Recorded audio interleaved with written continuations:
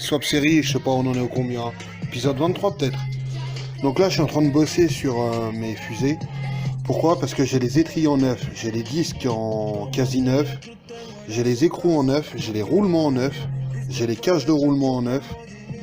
Et voilà, là j'ai plus qu'à prendre les flasques. Donc je suis en train de remettre mes fusées à neuf en les passant à la brosse métallique et en les remettant vraiment à vif. Comme ça, après je les passe je passe un coup de finition, je les nettoie bien. Ensuite, c'est peinture anti-rouille, ou après phosphatant aussi. Et ensuite, c'est peinture pour les protéger. Donc je pense que je vais les mettre en noir. Les flasques, les laisser couleur alu. Et comme j'ai les étriers en rouge, ça va être pas mal du tout. Voilà, parce que tout simplement, bah voilà, j'ai tout en neuf. Je vais pas remonter sur des fusées où il y a de la rouille. Même si c'est essentiellement de la... Là, il n'y avait pas trop de rouille. Mais là-dessus, en général, c'est que de la rouille de surface qui peut avoir. Même si tout ce qu'on voit, en fait, c'est de la poussière qui, avec le temps, s'est accumulé de la poussière de frein.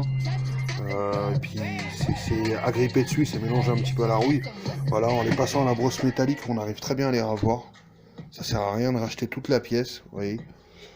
On traite un bon coup et c'est reparti pour 20 ans. Donc voilà, donc je suis sur ça là en ce moment, le temps de recevoir les flasques que j'ai pas encore commandé, donc il y a le temps en fait. Donc voilà, je peux vous montrer. J'ai mon petit stock de pièces, enfin c'est éparpillé dans le garage ici, mais tout ce qui concerne mes trains roulants, c'est là. Donc on a les disques, on a les écrous qui, quand je vous dis c'est neuf, c'est neuf. Les écrous sont emballés, putain on les voit pas, sont emballés individuellement dans des sachets. Les roulements, j'ai les roulements avant, arrière, les disques arrière, je les ai en neuf. Là, c'est tout un tas de joints et tout, parce que c'est pareil, je vais mettre les plus gros injecteurs.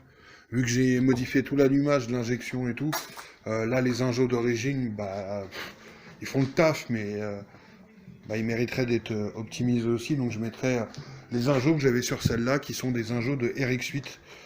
Donc on passe des injos de BP qui sont en 240 de mémoire à des injos de... Je crois que c'est des 485 ou 450. Voilà. Donc voilà, j'en suis là. Vraiment sur le travail des trains roulants. Hein. Parce que là, pour le moment, on est vraiment sur les trains roulants de 1,3 litre et c'est minuscule. Ça n'arrêtera jamais la voiture. Et puis petit à petit, quand j'en ai l'opportunité, je commande tout pour passer en freinage à disque à l'arrière. Donc pareil, hein, j'ai les fusées et tout que je vais remettre au propre. Ce qui me manque, c'est les capes de frein à main et puis les durites de frein arrière. Il y a un petit truc aussi qui me manque, je sais plus. Bref, en tout cas, ça va avancer aussi. Mais pour l'instant, j'avance là-dessus.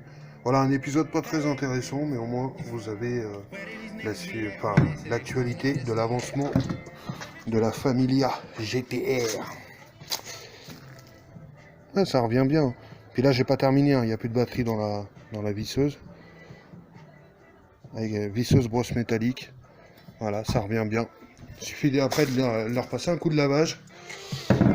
Et puis après de les apprêter, les protéger, puis les peindre.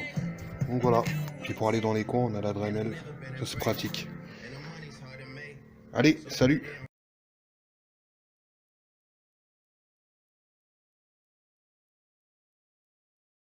Alors petit bonus, voilà, pareil en parallèle j'ai installé ça. Donc c'est l'ancien tableau qu'il y avait dans mon Astina. Sauf que comme vous pouvez le voir, il n'y a pas les boutons, enfin il n'y a pas le bouton start, il n'y a pas les interrupteurs, tout simplement parce que moi je les avais enlevés de ça, parce que j'avais des mauvais souvenirs avec ce tableau électrique, et j'avais placé mes boutons ailleurs. Donc là on a le start qui est là, et puis deux des quatre interrupteurs qui étaient là, qui servaient pour les longues portées, et puis je sais plus quelle instrumentation. Il me reste aussi le dashboard installé, qui est là, là c'est vide, hein, il va venir ici. Et puis après voilà, ici c'est vide parce que j'avais mis des manos. D'ailleurs c'est très pratique parce que c'est un tableau de bord de MX3.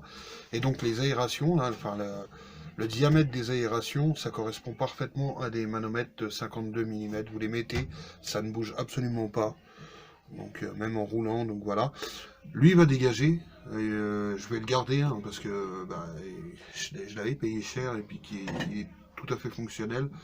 Mais vu que la Familia, elle était plus prévue, on va dire, pour un usage...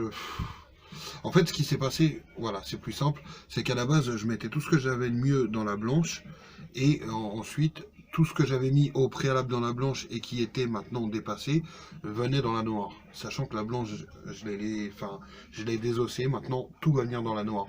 Et donc, j'ai plus lieu d'avoir ce type de contour avec Chief Light façon dragster, tout simplement parce que là, j'aurai mon dashboard avec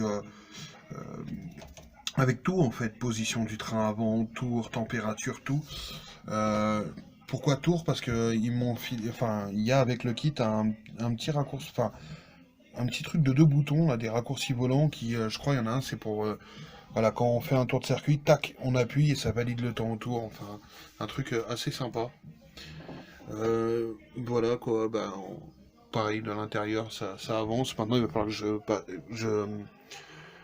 que je fixe bien, vous voyez, dans les gaines, dans les trucs et tout, le fil de déport de la batterie qui est là-bas dans le coffre, je le rappelle.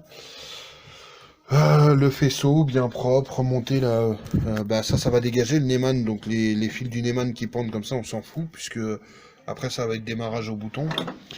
Et puis remonter un petit peu tout ça là qui pendouille. Maintenant que j'ai fait le tour et que je sais qui va où, voilà. Allez les remettre en position et puis les riselanter pour que à la tubulure de tableau de bord pour que ça bouge plus et qu'on soit pas entravé quand on conduit, parce que là on a les relais là, c'est pareil, il va falloir que je les remonte là-bas et que je les riselante, parce que bon, ça gêne quoi. Le support de l'ancien support d'extincteur, j'en ai plus besoin puisque j'ai l'extincteur à l'arrière. Puis voilà quoi.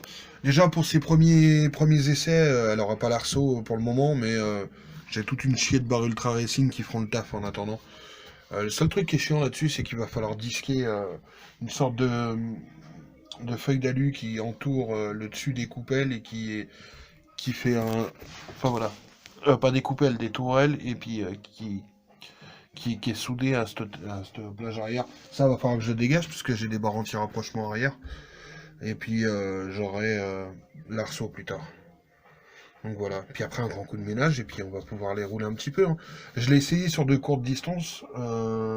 Pourquoi sur de courtes distances? Bah pour la bonne et simple raison, tant que j'ai pas mis les gros freinages et tout, j'ai pas purgé les freins, ça me sert à rien puisque la voiture bouge pas. Enfin, elle fait. Je la déplace au rassemblement qui est juste à côté à 500 mètres. Donc voilà, ça sert à rien, je le fais au frein à main et puis voilà, c'est réglé. Mais je purgerai les freins quand j'aurai mis les gros étriers. Je vais pas me taper une deuxième purge à la con. Voilà, relou pour rien en fait. Donc voilà, bon bah c'est tout pour cet épisode 23 qui était finalement un peu plus complet que ce que je pensais. Et bah du coup pour ce coup-ci, vraiment salut quoi.